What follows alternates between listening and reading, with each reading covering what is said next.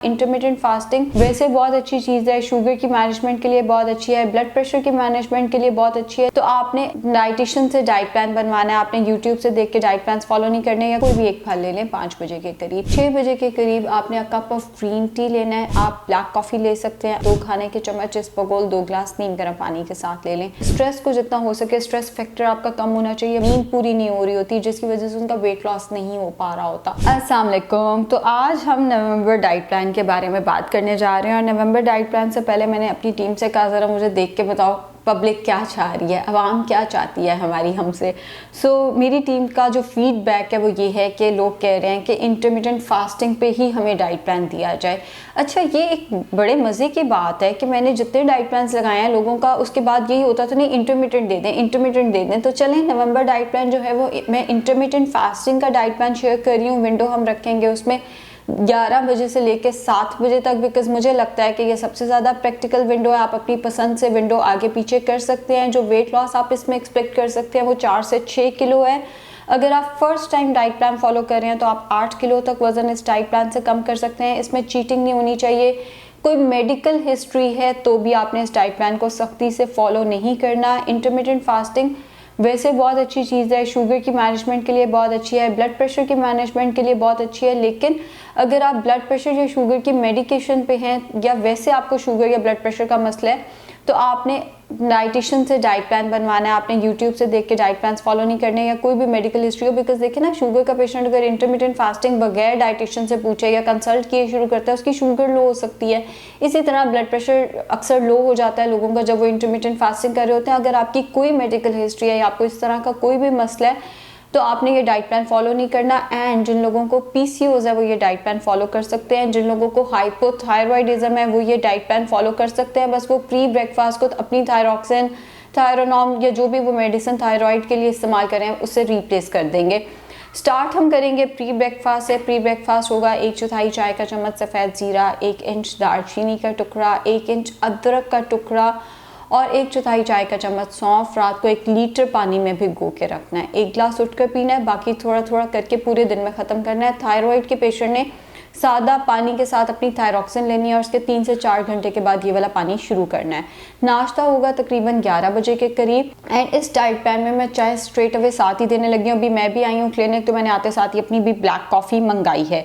नाश्ता होगा आपका तकरीबन 11 बजे, 1 अंडा पूरा और 1 अंडे की सफ़ेदी। चाहे कम से कम ऑयल में फ्राई कर लें, चाहे ऑमलेट बना लें, चाहे उबाल कर खा लें। उसके साथ चाय का कप, कम से कम दूध बगैर चीनी के चाय होनी चाहिए। चाय हो गई, कॉफ़ी हो गई, इनमें जितना दूध ज़्यादा है ये सेहत के लिए उतनी नुकसानदेह है, बिकॉज इनमें उतनी कैलोरीज हैं। तो इतना सा दूध डाल के बगैर चीनी के चाय या कॉफ़ी का इस्तेमाल जो है वो किया जा सकता है। अगर आपको अंडा सूट नहीं करता तो आप इस केस में ब्राउन ब्रेड का 1 स्लाइस ले सकते हैं और उसके ऊपर 1 टेबलस्पून शुगर फ्री जैम या 1 tablespoon sugar free peanut butter का इस्तेमाल कर सकते हैं। अगर आप किसी गाँव में रहते हैं और ये चीज़ें वहाँ पर अवेलेबल नहीं होती तो आप इस केस में रोटी का तीसरा हिस्सा, जो आपके घर में रोटी बनती है उसका तीसरा हिस्सा लेकर उसको 4 खाने के चम्मच सालन के साथ, सालन में दाल आलू मना है, 4 खाने के चम्मच सालन के साथ इस्तेमाल कर सकते हैं। ये जो मैंने तीनों ऑप्शंस दिए आप इनको बदल के भी ले सकते हैं। यानी आप एक दिन अंडे का इस्तेमाल कर सकते हैं, आप next day sugar free jam या पीनट बटर वाला टोस्ट ले सकते हैं और उससे अगले दिन रोटी का तीसरा हिस्सा और 4 खाने के चम्मच सालन, साथ में चाय या कॉफ़ी अगर आप लेना चाहें स्ट्रेट अवे ले लें। बेहतर ये होता है थोड़ी देर बाद इस्तेमाल किया जाए, लेकिन अगर आप स्ट्रेट अवे भी लेना चाहते हैं तो आप ले सकते हैं। उसके बाद 1:30 से 2 बजे के दरमियान आपका दोपहर का खाना आएगा। दोपहर का खाना में बहुत सिंपल सा मेरा फेवरेट चना चाट रख देने लगी हूँ, बिकॉज इसका फ़ायदा ये होता है, एक तो ये कि आपका सलाद दोपहर में खाया जाता है। शाम में इस मौसम में शाम में सलाद खाने को अक्सर दिल नहीं कर रहा होता, तो पहला फ़ायदा ये होगा आपका सलाद दोपहर में खाया जाएगा। दूसरा फ़ायदा ये होगा आपको रोज़ रोज़ कुकिंग की ज़रूरत नहीं है। आप एक ही दफ़ा चने, लोबिया ये चीज़ें उबाल के रख सकते हैं, आपको स्पेशल मील प्रिपरेशन की ज़रूरत नहीं पड़ेगी। दोपहर का खाना होगा कच्ची सब्जियों का सलाद, या आप जितना मर्ज़ी ले लें, प्याज, टमाटर, खीरा, मूली, गाजर, चुकंदर, जो आपको कच्ची सब्ज़ी पसंद है वो आप ले सकते हैं। उसके साथ आपने लेना है 10 खाने के चम्मच उबले काले चने या लाल लोबिया, या घर के बने 2 से 3 कबाब। चिकन के कबाब होने चाहिए, चाहे वो शामी कबाब हैं, चाहे वो चपली कबाब हैं, चाहे वो सीख कबाब हैं, या 1 कप दाल बगैर तड़के के। तो ये 4 ऑप्शन हैं आपके पास दोपहर के खाने के। शाम 4 से 5 बजे के दरमियान आपने 1 फल खाना है, प्रेफरेबली जो इस मौसम का फल है, जैसे कीनू, माल्टा, मौसमी, वो ज़्यादा बेहतर है। मौसमी तो आजकल मिल भी रहा है, लेकिन आप केले और अंगूर के अलावा कोई भी फल इस्तेमाल कर सकते हैं। जैसे कि आप एक जापानी फल ले सकते हैं, जैसे कि आप एक अमरूद ले सकते हैं, आधा अनार ले सकते हैं। लेने को तो एक अनार भी लिया जा सकता है, आधा अनार करते हैं इस केस में, क्योंकि हम 8 किलो तक तो वेट टारगेट कर रहे हैं इसके साथ। कोई भी एक फल ले लें 5 बजे के करीब। 6 बजे के करीब आपने कप ऑफ ग्रीन टी लेना है। अगर ग्रीन टी आपको पसंद नहीं है, ग्रीन टी अवेलेबल नहीं है, आप ब्लैक कॉफ़ी ले सकते हैं। अगर वो भी नहीं लेना तो 2 खाने के चम्मच इसबगोल 2 गिलास नीम गर्म पानी के साथ ले लें। रात का खाना 6:30 बजे शुरू कर देना है ताकि आप उसको बाय 7 फिनिश कर सकें। रात के खाने में मैं रख रही हूँ आधी रोटी, ईमानदारी से आधी रोटी, उसके साथ 8 खाने के चम्मच सालन। दाल आलू मन है, बाकी आप जो सालन लेना चाहें वो ले सकते हैं। दाल और आलू मन है। अब हफ्ते में 2 दफ़ा, ये 2 दिन आप अपनी पसंद से चूज़ करेंगे। आप रात के खाने की जगह चावल खा सकते हैं, और उसका तरीका ये होगा कि आपने 20 चाय के चम्मच चावल लेने, ज़्यादा सारी गाजरें और ज़्यादा सारे खीरे साथ रख लेने हैं, और उसके साथ आपने सालन जो भी बना है वो इस्तेमाल कर लें, जितना मर्ज़ी इस्तेमाल कर लें, बस दाल आलू बना है। अगर आपको बिरयानी खानी है तो 20 चाय के चम्मच चावल, ज़्यादा सारे खीरे, ज़्यादा सारी गाजर और बोटियाँ आप जितनी मर्ज़ी इस्तेमाल कर लें। दाल आलू के अलावा चावलों के साथ आप कोई भी चीज़ इस्तेमाल कर सकते हैं हफ्ते में 1 दफ़ा। ये एक दिन भी आप अपनी पसंद से चूज़ करेंगे। आपने रात के खाने की जगह कैबेज चिकन सूप का इस्तेमाल करना है। कैबेज चिकन सूप में आप 100 ग्राम चिकन लेंगे, बगैर हड्डी के, बोनलेस चिकन। उसको उबाल के पहले से उबली हुई कैबेज उसके अंदर ऐड कर देंगे, बंद गोभी जिसको कहते हैं, वो उसके अंदर ऐड कर देंगे। मिर्च मसाले ऐड कर सकते हैं, सोया सॉस, या कोई सिरके वगैरह उसके अंदर ऐड नहीं करने, कोई उसके अंदर कॉर्नफ्लावर वगैरह ऐड नहीं करना। तो हफ्ते में 1 दफ़ा कैबेज चिकन सूप है, हफ्ते में 2 दफ़ा आपके पास चावलों की ऑप्शन है, और हफ्ते में 4 दफ़ा आपने रात के खाने में रोटी खानी है। रात के तकरीबन 9 बजे के करीब आपने 1 खाने का चम्मच इसबगोल 1 गिलास पानी में डालकर ले लेना है, ताकि आपको कब्ज़ का मसला ना हो, ताकि आपकी हंगर सप्रेस्ड रहे।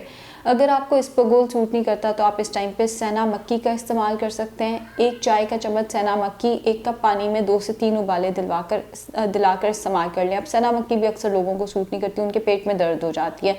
अगर आपको सना मक्की सूट नहीं करती तो उस केस में आप ग्रीन टी का इस्तेमाल कर लें।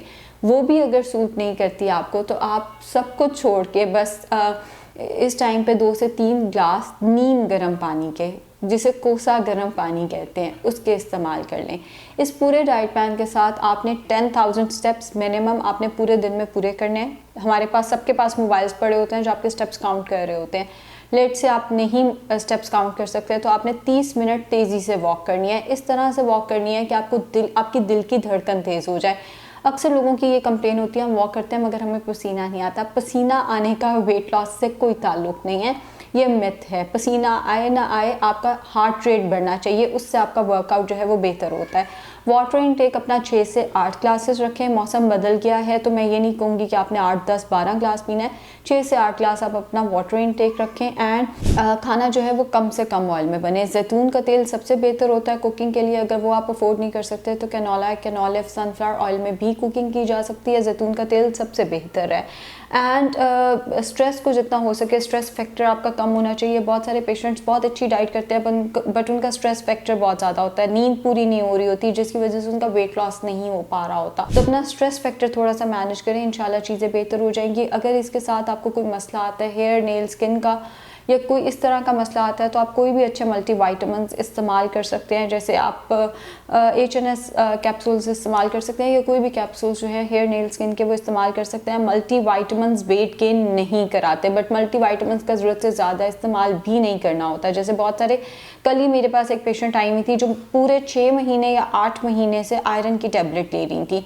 जितना डॉक्टर ने लिखा है 1 माह इस्तेमाल करें, 2 माह इस्तेमाल करें, उसके बाद छोड़ देनी होती है। मल्टीविटामिन्स अब्यूज़ मत करें, उन्हें एक हद तक रह के उनका इस्तेमाल करेंगे तो वो आपको कोई नुकसान नहीं देंगे, वो आपका वेट गेन नहीं कराएंगे। हाँ, अगर आपका हेयर फॉल होता है तो मल्टीविटामिन्स इस्तेमाल करने हैं, बगैर वजह के उनका इस्तेमाल आपने नहीं करना। वैसे अगर आप कोई मल्टीविटामिन्स इससे पहले इस्तेमाल कर रहे थे तो आप उनका इस्तेमाल भी कंटिन्यू कर सकते हैं। इसके साथ जैसे PCOS के पेशेंट को डॉक्टर ने कोई सप्लीमेंट दिया हुआ है, कोई दवाई दी हुई है, तो वो इसका इस्तेमाल जारी रख सकते हैं। एक और चीज़ जो मैंने देखी है, बहुत सारे पेशेंट्स मुझसे आके पूछते हैं कि जो गायनाकोलॉजिस्ट ने दवाई दी है ये कंटिन्यू करनी है कि नहीं। जो आपकी दवाइयाँ पहले चल रही हैं डाइट प्लान के साथ वो कंटिन्यू रहेंगी, उसमें मैं रिमार्क्स नहीं देती होती क्या ये चेंज कर दें, ये चेंज कर दें, नहीं, ये डाइटिशियन की डोमेन में नहीं आता। दवाइयाँ जैसे आपकी चल रही हैं, PCOS की बात हो रही है, बाकी मैंने कहा मेडिकल हिस्ट्री हो तो फॉलो ही नहीं करना। सो PCOS के पेशेंट की जो दवाइयाँ इसके साथ चल रही हैं वो आप कंटिन्यू रख सकते हैं। शुक्रिया।